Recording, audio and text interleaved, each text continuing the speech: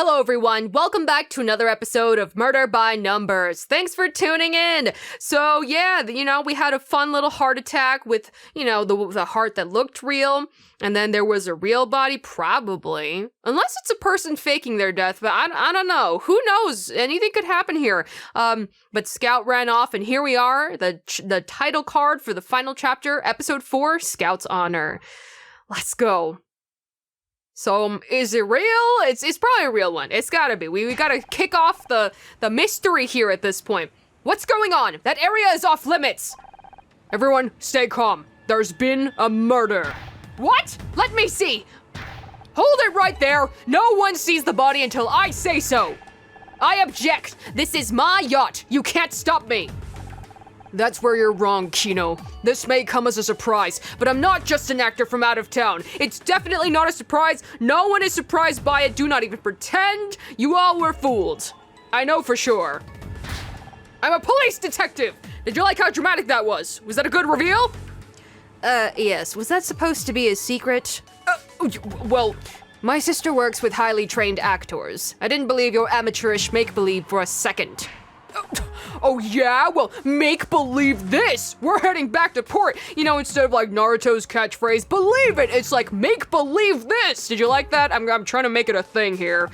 You can't commandeer my boat without a court order. Civil forfeiture, Ray. This yacht was involved in a murder. I fought cases much bigger than this, and one detective. Justice will be served.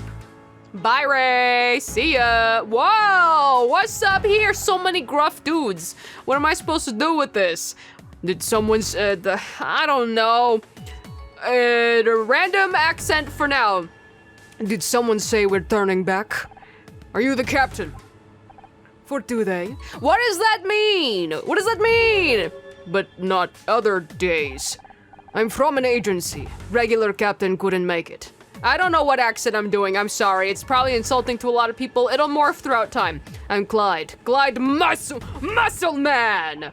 You'd better turn this heap around, Clyde. I want to be back in LA within the hour. Fine by me. Bye.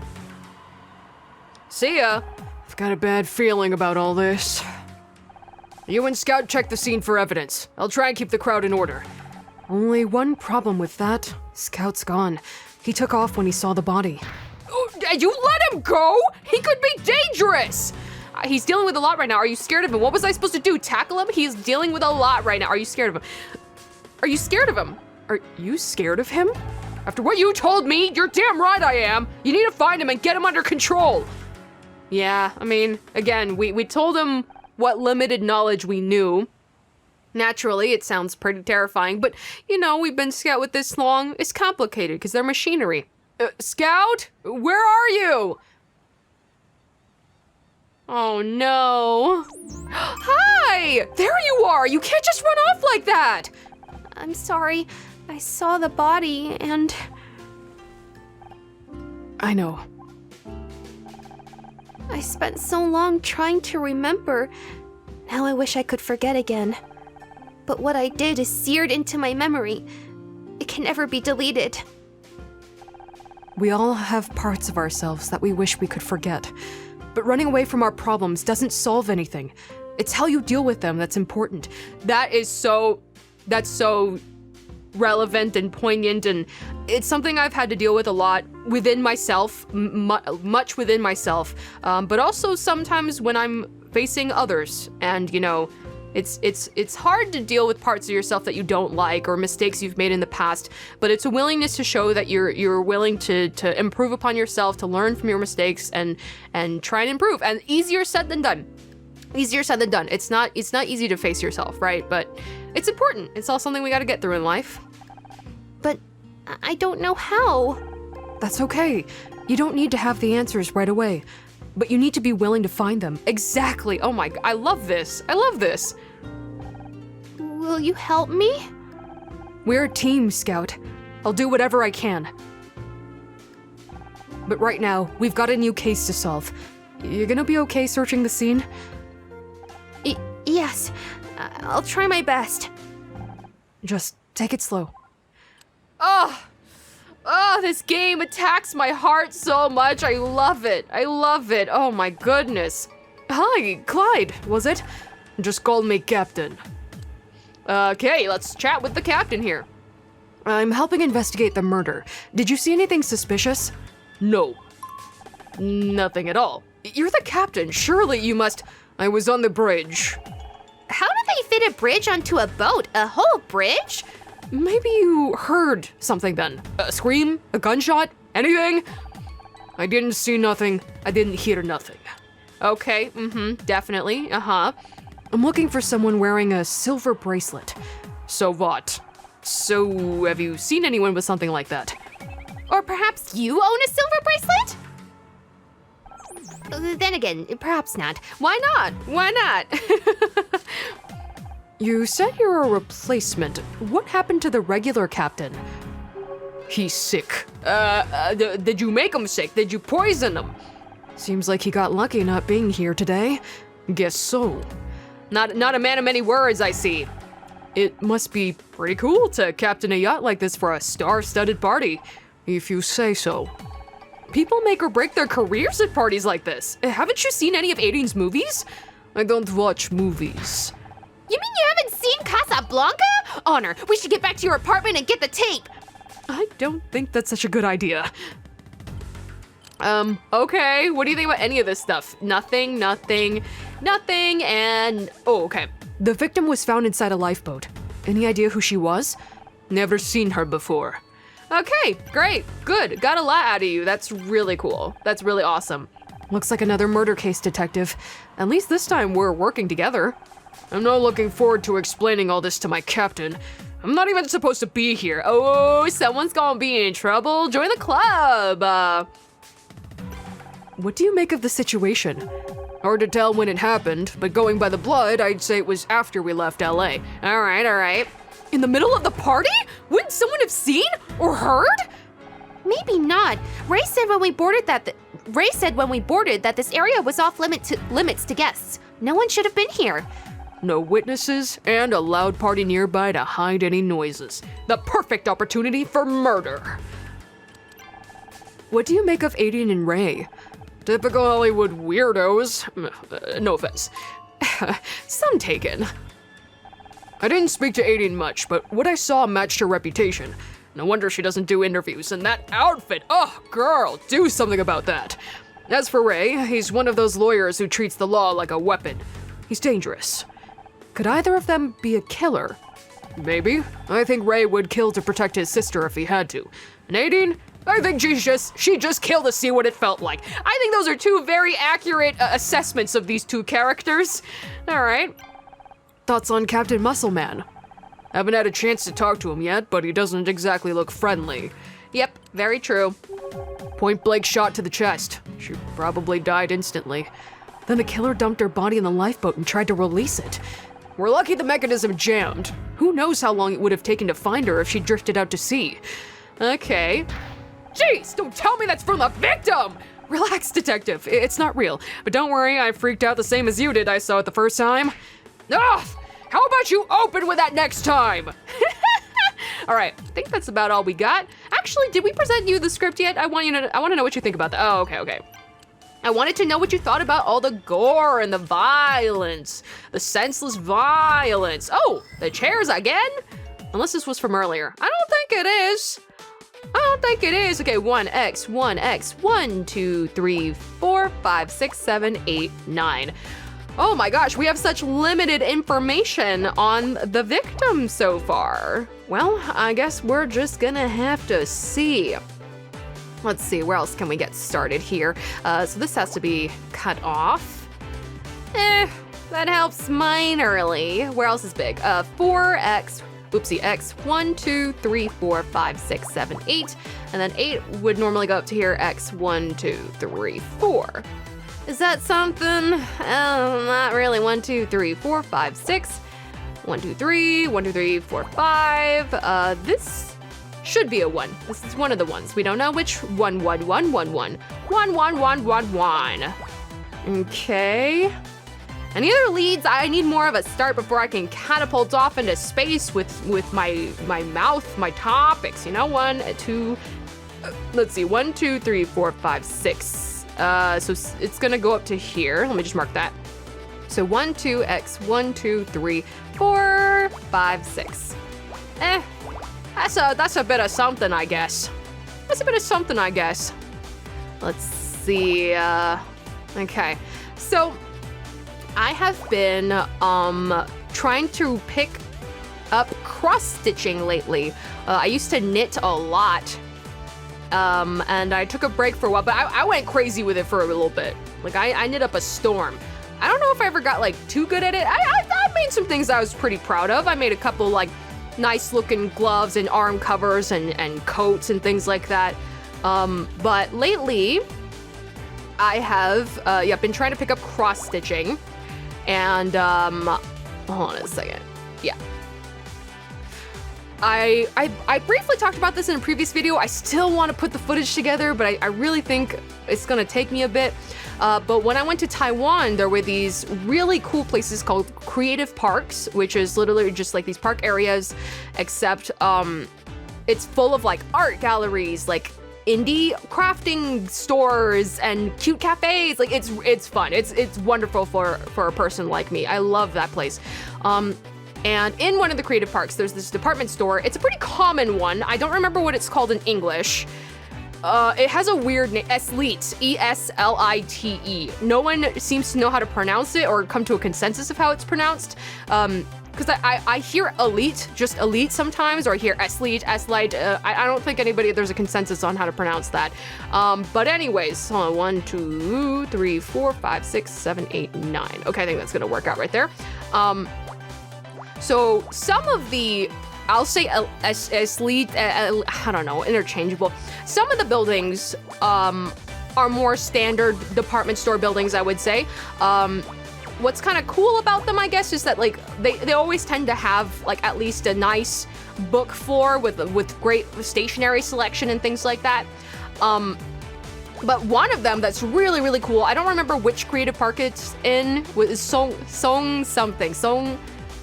I don't remember. It's Song something. It's one of the creative parks.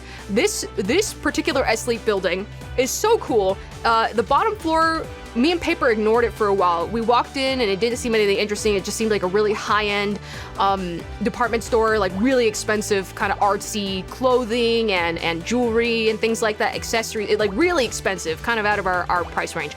So we sort of ignored it. But I went back later, I think with family at a different point in time, and the floors above that were super rad. It had like crafting stations nestled within like your normal department store displays and sections. There's like literally there's a leather working workshop, there's a painting workshop, there's ceramics, there was a glass making section, like a whole place sectioned off behind glass. You could see people working on it, a furnace and everything. I actually went in there eventually. I was dying to make something in there at some point, and after a few visits back and forth, I finally did settle on a time to get in there, and I made a cup, and I love it. I think I captured like a little bit of footage of that section. Again, I recorded a bunch of stuff, but the prospect of putting together a whole vlog is extremely overwhelming. I did one on Japan many years ago, and that took a lot of effort out of me, so I feel like it's gonna take me a bit, but I really want to compile it at some point, because it was just such a cool experience that I do want to look back on in an easy way, right? Yeah, and the reason I bring it up is because that's where I started getting interested in trying to figure out cross-stitching. So there was a whole station for cross-stitching, and they had a bunch of really beautiful looking sets that you could pick up, and they have the materials in it, they have the instructions, and et cetera, right? And I picked it up and I played myself, dude. It was way too complicated. The ones I picked up were, I was like, how hard could it be? It's literally just like you're stitching in colors, right? In like a grid. How hard could it be? And oh my God, like I picked the hardest looking things ever, and plus the instructions are all in Chinese, which, you know, again, I just wasn't expecting it to be all too hard, so I thought I was gonna be okay, but nah, you need especially if it's more complex, you gotta know more specific stuff. So I really played myself.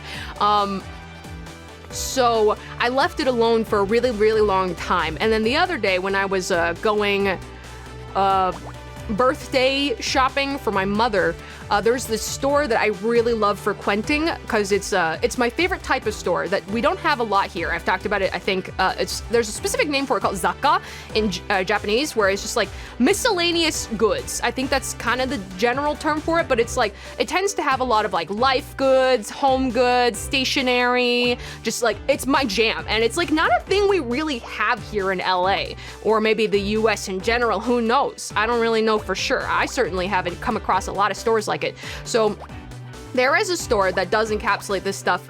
It's because it's brought over from Japan called Midol. So I really, really like this store. And I go there often to shop for people because as I've grown older, you know, I figure like the best thing I like to give people and I like to receive is useful, you know, things they can actually use, right? I don't want to give them something like plushies are great. I used to give people probably plushies over time, but it's like over time I'm like, oh, they can't use this. Like it's cute, but what are they gonna do with it, right? So I love finding things that people can use. I like seeing them use it, you know, and it's in their life frequently rather than just something you just kind of set aside. I'm getting really distracted. Anyways, as I was shopping for a birthday gift for my mother, I found these little cross-stitching kits. Just really, really tiny, puny ones that seemed very low pressure. It's like a super small circle. It's just one, you know, little image, just a couple colors. It seemed very low pressure. I was like, okay. I screwed myself over with those massive sets, right? And I intimidated myself beyond belief, and I never wanted to try it or pick it up or anything. But these seem very accessible. So I am going to give it a try. And so the two designs that I got, one was like it's a couple mushrooms with some grass on some dirt. And then the other one, I finished that one not too long ago. And then the other one I got is a really pretty butterfly with a lot of different warm toned colors. Sorry, I'm going really slow on this because I just want to talk about cross-stitching and crafting. But yeah, it was very, very low pressure, super easy to understand. What's important about cross-stitching is that, I guess it's just called cross-stitching because you're literally just making a bunch of crosses. You are kind of doing like forward slashes and back slashes. So you go left to right forward slashing, and then you come back the other way going back slashing. You know, hopefully that helps you get a little visual, right? And so you make a bunch of, and so it's just like Picross. The reason I thought to bring up all these topics is because the grids they show you is just like it's literally just a grid of pixels. It just made me think of this. And with a bunch of little crosses. Each one is like, yeah, you sew one way, right? Like this, and then you come back the other way like that, right? Yeah, and it didn't have any complicated techniques. I don't know how complicated the techniques get in cross-stitching because I think I tried to learn embroidery and that one you can get pretty complex and that one was kind of intimidating. Still gotta finish that. But for cross-stitching in this very basic set that I got, you just gotta, yeah, it's very simple. You just make a bunch of X's. So yeah, it was super, super low pressure. I just finished a cute mushroom thing the other day. Maybe I can put up a picture or something. I'm kind of proud of it, though I don't know what to do with it afterwards. Most people seem to just hang it, but I want to turn it into something useful. It's kind of hard for me to figure out. I want to put it on something, but we'll see. Yeah, so I finally dug out the other cross-stitching, the really complicated ones I got. And I kind of want to pick them back up again. They're all still in Chinese, and I think there might be more complicated techniques that I do not know, but I want to give it another try. Maybe I can, Google Translate camera, just see if I can figure it out. Yeah, I'm really into it. I'm very excited. It's been a lot of fun. It's been a lot of fun. A silver bracelet. Oh, perfect. There is an engraving for answers held on the day you fell. Huh. I wonder what it means. That's incredibly sketchy. What do you mean? Actually, that brings us to the end of the episode, so let's back out so I'm not making you sick. Yeah, I'm excited. I love crafts. I pick them up every so often. I have like hyper bursts of them, I feel like. So yeah, I'm currently working on the butterfly, and then after this, I'm gonna tackle one of the bigger ones. One of them is like this big wall scroll thing. not huge, but it's fairly sizable. It's like a wall scroll thing. So they give you the little stick you're gonna hang it on eventually, and it's kind of this long, beautiful image of like nature. And then this other one is gonna be a little bag with 3 Matryoshka dolls on it. That one's way less intimidating. It's much, much smaller, and it's just 3 little things plus like a couple snowflakes and other little things hanging around it. So I'm gonna tackle that one first. Hopefully I'll have enough skill set to get in there. The only thing that makes it really complicated, so I'm having fun talking about this. The only thing that makes it kind of complicated is that I think, so each little embroidery floss they give you, it actually makes up a couple different strands. I didn't know in the beginning that like this one embroidery floss piece they give you, you can separate it into like 6 or so strands, like really, really tiny, thin strands. I thought you had to use the whole thread in the beginning. I don't know if I ever ended up doing that. Hopefully I didn't make that mistake, but I feel like looking at the Chinese instructions, I feel like some of the areas require using multiple pieces of the tiny individual threads. That's what's scaring me, because other than that, I think I know how to get started now. I think I realize like where to put the thread in the holes to make, you know, it's kind of complex, but yeah. So anyways, thanks for listening to me ramble about my new little passion. It's a lot of fun. If you ever see those tiny little sets, it's very easy to pick up. And yeah, it's like Picross and pixels. I think if you're good at pixel art, you could really come up with some cool designs and make it yourself, and it'd be easier to translate it onto cross stitching. I like it. Yeah, the image, the little instruction booklet image is just like a little pixel grid. It's a lot of fun. All right. Thanks for joining me for my cross-stitching talk, and I'll see you next time. This is Axus, over and out.